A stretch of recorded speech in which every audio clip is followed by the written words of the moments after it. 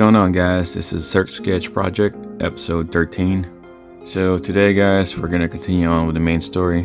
We're going to follow up on episode 11. But before we get started, guys, I would like to show you another webcomic from another fellow artist. He is also a member of our group in Facebook, Original Concept Artist. He does most of his artwork in Webtoons. You can check him out, and I'll put the link on the description down below.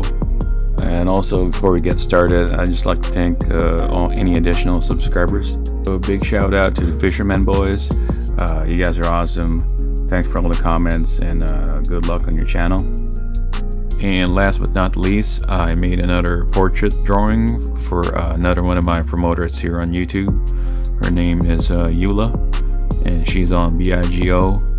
So if anybody of you guys are big fans of her, I hope you guys like it. Okay, so without further ado, let's begin. They say that when you look too long in the darkness, it starts looking back at you. In this case, Ezekiel is the darkness, and the glare in his eyes is showing unrivaled ferocity and rage as the protective aura that envelopes around his body dissipates, slowly revealing the beast inside. The rain stops for a brief moment as the lightning cracks, shining a light on the dark streets below. It's almost as if their heartbeat and their movements have gone in slow motion. The two remaining Mystic Slayers that are still standing are in shock after witnessing the golem that's been hastily defeated. They quickly dive into action, not to waste a single moment, to take advantage of a counterattack. Divide and conquer. A strategy as old as time. It is used in various forms of conflict. As a faction of Mystic Slayers, they would often use this tactic to overcome any difficult situations. And oftentimes, if not most, the results end in victory. Success of any mission, depending on the difficulty level, is highly praised inside a faction of the Mystic Slayers. Their actions and accomplishments define their rank and stature, as well as the reward or bounty they are given at the end of every mission. On the other hand, a failure of any mission has only one reward. For a Mystic Slayer, the only path to redemption is to die in battle. To most, this may sound grim, and to some, this may sound unnerving. Becoming a member of any faction is not a privilege, it's a responsibility. In this world, in this reality, the humans are on the verge of extinction. And for this very reason, that the four ancient kings of humanity had created the factions and expanded through human militant divisions with one purpose, and that is to protect and preserve the survival of humanity as the dominant species. Focusing back on this comic panel, the two remaining Mystic Slayers are inches away from executing their plan of attack. And as they were closing in for the kill, they felt an eerie presence in the air. Something is amiss. Something did not felt right. Their senses are being overflooded with fear and hesitation. Ezekiel's aura had seemingly vanished. Or so he thought, but in all actuality, it vaporized into the air surrounding the battlefield, that if inhaled, has the same effect as a fear toxin. Now moving on to the second panel. This scene takes us back all the way to the first episode of Search Sketch Project. His name is Jacoby, a dual blade specialist. He's no more than any ordinary human. Well, maybe he was, before the body augmentations and DNA splicings, infusing his body from genes gathered from dead mystics. So for a more relatable explanation, Jacoby can be compared to Frankenstein. My very own version of Frankenstein. A hybrid of human and mystic fusion. through human experimentation. He obtained unnatural strength, speed, and a healing factor. And again, we will dabble more in his backstory on the later episodes. But at this very moment, Jacoby is being held by his jaw, baffled in disbelief. Jacoby unknowingly inhaled the said fear toxin as he tried to pounce on Ezekiel, thinking that he had the advantage. It took but a split second, stunning Jacoby in his tracks, and as before he knew what was happening, panic and confusion has clouded his judgment, and that has more than enough time for Ezekiel to make his move and incapacitate Jacoby. Jacoby knew that at this very moment, the only thing he can do is brace himself for what's to come. Now to elaborate more on Ezekiel, on how he quickly unravels his dormant abilities. The ancient Aswang blood that is coursing through his veins, fully awakened, is being magnified tenfold through the heat of battle.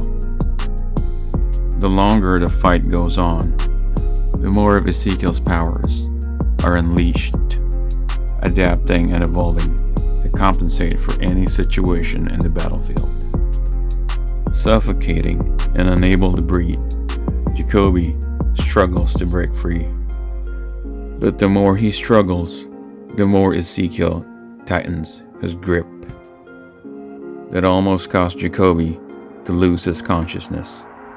So moving on to the third panel. In this scene, I will finally illustrate and reveal Ezekiel as a fully transformed Aswang. To describe fully his transformation, Ezekiel's body is covered in exoskeletal plates with double the density and a stuff as titanium. This type of bone structure enhances Ezekiel's defense.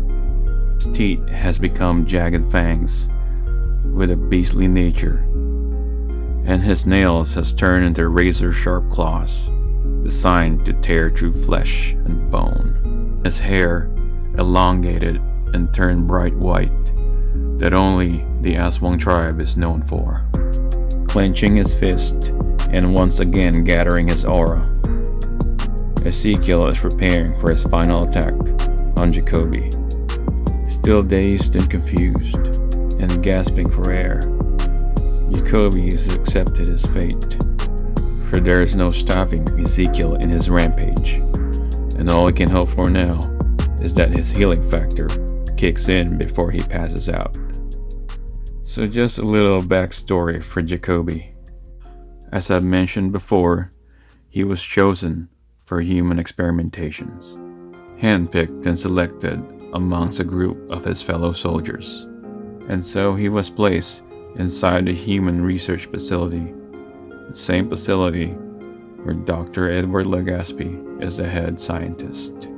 For weeks, Jacoby would train his mind and body to fully prepare for his augmentation. Finally, the day of experimentation has come. A long and grueling 40 hours of surgery and DNA splicing has put Jacoby's body to the breaking point. Nearing the very end of Jacoby's operation, one of the scientists has discovered a very peculiar mutation on Jacoby's DNA. Unlike the previous soldiers that went through the same experimentations, their bodies rejected the augmentations, leading them to convulsion and a painful, agonizing death. But in Jacoby's case, his genes allowed him to perfectly merge with mystic DNA, turning Jacoby into the perfect hybrid. In the passing days, weeks, and months, Jacoby went under a strenuous but a very successful rehabilitation of his body. Now moving on to the last panel. After gathering enough aura in his fist, Ezekiel punches Jacoby with one of his signature attacks. It is called the Vortex Geyser. The Vortex Geyser. This is one of Ezekiel's go-to offensive strikes. To explain this form of attack, I would describe it as a gathering of a spirit aura and twisting it into a ball of compressed energy. Afterwards, releasing it in full force in a twisting motion, blasting any opponent sky high, just like that old fateful geyser. In time, I will explain more on Ezekiel's origin story and dabble further into the Aswang tribe. Unfortunately, that would be the end of the storytelling for now. Thanks again, guys, for watching. I truly appreciate the support. And again, guys, if you have any comments, suggestions, or any kind of requests for any kind of artwork, just leave it on the comment section down below, and I'll make sure and read through it. Also, guys, again, I would like to apologize for the late upload. My job, work in general, has consumed most of my time. I guess for now, what I'm saying is it might take me a month to make another video. There's really nothing to worry about. Search Sketch project will continue. Just a little patience. Little patience, guys. Okay, so lastly, here's the portrait I promised in the beginning of the video. Of any one of you who is a Eula fan and BIGO, I hope you like it. Thanks again, Eula, for supporting my channel. Just keep on singing those beautiful songs. Although I gotta say, you gotta work on those high notes. Nah, just kidding. Anyway, best wishes to you and more success on your career. Lastly, guys, if you haven't already, feel free to click on the subscription button. And if you like the video, feel free to leave a like. And if you want to see the latest uploads, go ahead and click on the bell button. And I'll see you on the next one. Later, guys.